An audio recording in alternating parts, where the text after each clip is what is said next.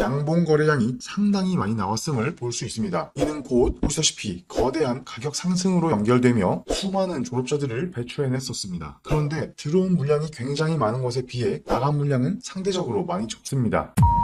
코인이 다시 한번 작년과 같은 기록적인 큰 상승을 보여줄 수도 있지 않을까 하는 예측을 해볼 수 있는 것입니다.